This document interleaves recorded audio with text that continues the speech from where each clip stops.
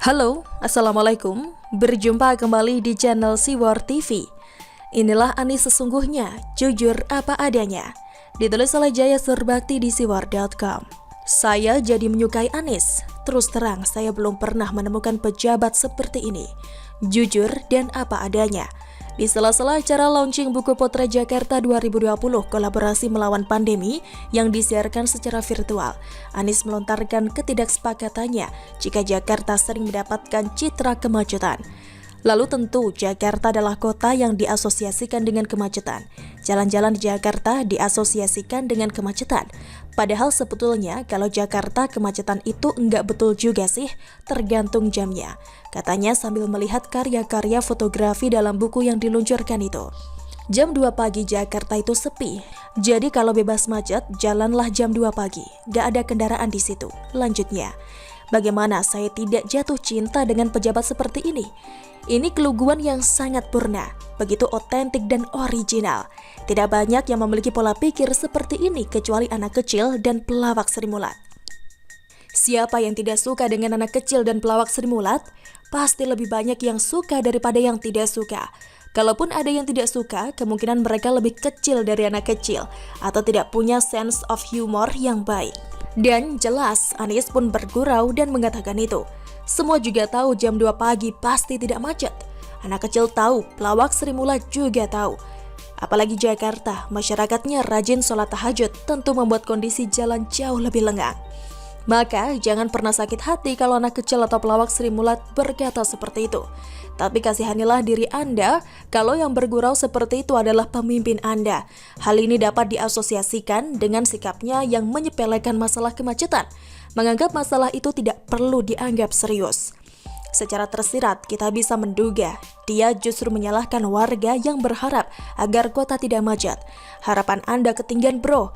Pahamilah, kota macet itu sudah wajar. Tidak perlu ditangisi dan tidak perlu disesali. Kalau mau tidak macet, ya jalan saja jam 2 pagi. Betul kan? Jadi jangan berharap kemacetan akan menemui solusinya. Cukuplah bersyukur karena dalam ancaman kemacetan, ada saja kejadian yang membuatnya tidak macet. Bisa jadi karena kondisi pandemi, bisa jadi karena diberlakukannya PSBB, PPKM, dan lain sebagainya. Bisa jadi juga karena masih ada jam 2 pagi di Jakarta. Coba bayangkan kalau tidak ada pandemi, tidak diberlakukan pengetatan pergerakan warga, tidak ada jam 2 pagi, dari jam 1 langsung loncat ke jam 3. Tentu Jakarta akan sepenuh hari mengalami kemacetan. Untung saja kan, daripada 24 jam macet, mending seperti sekarang ini. Berarti ada rasa bersyukur di dalam kedugaan orang lain? Entahlah, apa memang begitu maksudnya? Yang pasti, saat Anis menyoroti sebuah foto dalam buku Potret Jakarta 2020 yang menampilkan gambar gedung Wisma Atlet Jakarta, ia menilai foto tersebut akan tetap bertahan di masa depan karena menjadi tempat bersejarah di masa pandemi COVID-19. Gambar gedung ini menjadi reform salah satu monumen COVID yang hari ini belum disadari. Nanti gambar ini akan melintas zaman karena disinilah tempat berkumpulnya penyintas COVID paling banyak. Nanti suatu saat ada kunjungan museum, tempat tinggal COVID, ya inilah tempatnya. Loh, ucap Anis. Ya inilah tempatnya. Loh, ucap Anis. Tidak tahu dengan jalan pikir Anis, tapi saya mendapat kesan satu kebanggaan yang tersembunyi bagi Anis bila ada satu gedung di kotanya yang menjadi tempat penyintas COVID paling banyak.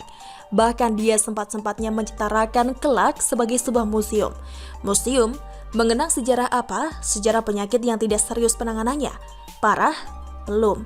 Lebih paling parah lagi saat dia menyamakan kondisi pandemi sebagai kondisi mendapatkan inspirasi.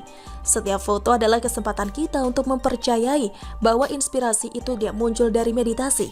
Inspirasi itu muncul dari interaksi. Nah, foto ini memberikan ruang interaksi lebih banyak.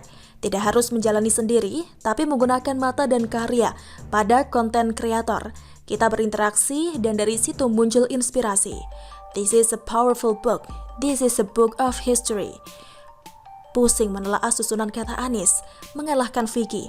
Judulnya kolaborasi melawan pandemi, tapi nyatanya bisa sebagai tempat mencari inspirasi. Inspirasi apa? Menggunakan anggaran lebih cepat? Atau inspirasi untuk menjadi content creator? Sekalian saja jadi YouTuber. This is a powerful moment where the mistake looks like it is not a mistake. Bagaimana menurut Anda? Silakan tulis komen Anda di kolom komentar. Jangan lupa untuk like, subscribe, dan share. Siwar TV pamit. Wassalamualaikum warahmatullahi wabarakatuh. Sampai jumpa.